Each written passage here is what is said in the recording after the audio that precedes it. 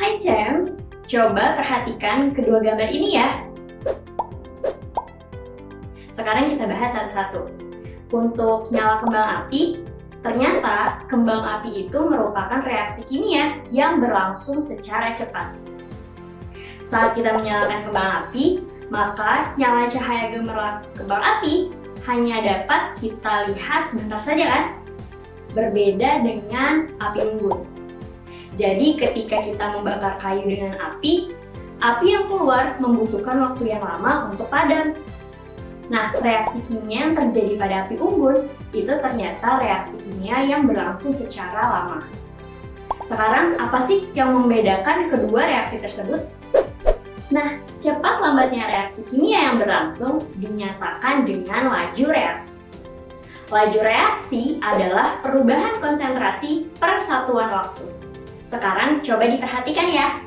Di sini ada reaksi dan di sini ada grafik. Sekarang kita bahas satu persatu. Di sini ada reaksi Ma menjadi produk Mb dan juga grafiknya. Nah, di sini ada grafik yang warnanya biru ke bawah dan juga ada grafik yang warnanya merah ke atas. Untuk yang warnanya biru itu adalah konsentrasi reaksi dan untuk yang warnanya merah itu adalah konsentrasi produk. Sekarang kita bahas ya. Di sini kan grafik untuk yang garis birunya itu ke bawah ya. Itu menandakan bahwa terjadi laju pengurangan konsentrasi reaksi per satuan waktu. Sedangkan untuk garis yang merah, ini naik ke atas, ya nggak? Itu menandakan bahwa adanya laju penambahan konsentrasi produk per satuan waktu. Sekarang, bagaimana ya suatu reaksi itu bisa terjadi?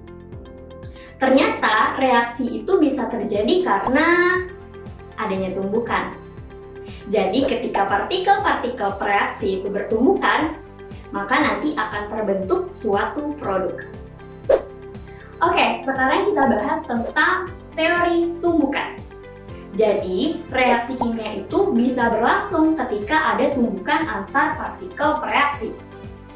Nah, tumbukan itu dapat memutuskan ikatan pada molekul dari si reaksi dan kemudian akan membentuk ikatan baru dan menghasilkan molekul hasil reaksi.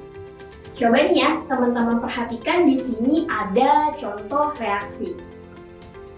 Ada gas hidrogen ditambah dengan gas klorin membentuk 2 asam klorida.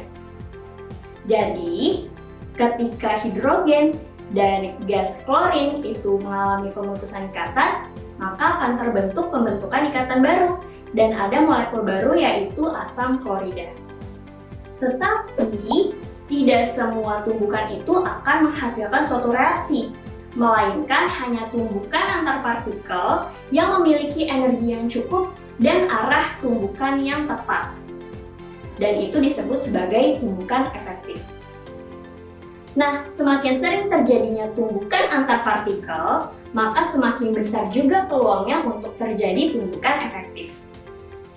Nah, agar partikel dapat bertumbukan efektif, partikel harus mencapai keadaan aktivasi, yaitu tumbukan yang terjadi itu harus mempunyai energi yang cukup untuk memutuskan ikatan-ikatan pada zat yang bereaksi yang disebut dengan energi aktivasi. Energi aktivasi yaitu jumlah energi minimum yang diperlukan untuk memulai reaksi kimia. Nah, sekarang kita cek lagi nih, ada reaksi kimia gas hidrogen dan juga gas klorin membentuk asam klorida.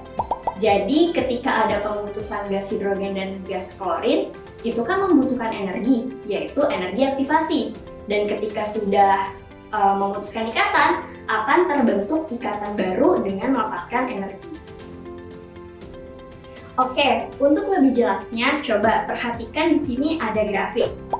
Ada reaktan atau yang biasa disebut dengan reaksi juga, kemudian ada energi aktivasi dan juga ada produk. Nah, agar reaktan itu bisa membentuk produk, reaktan itu harus bisa melewati energi aktivasi. Jika reaktannya tidak bisa melewati energi aktivasi, maka tidak akan bisa terbentuk produk. Lalu bagaimana ya tumbukan efektif itu bisa terjadi?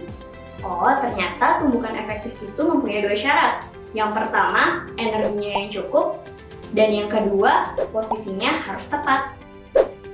Oke, sampai sini sudah paham kan bagaimana suatu reaksi itu bisa terjadi? Nanti kita lanjut ya ke video materi selanjutnya. Bye, Champs!